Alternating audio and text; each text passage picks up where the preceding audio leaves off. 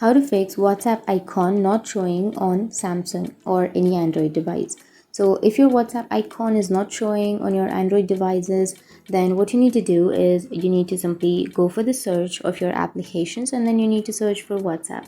And once you search, you will find the WhatsApp. But if you don't find your WhatsApp right here, then what you need to do is check your hidden apps, because that's the only way.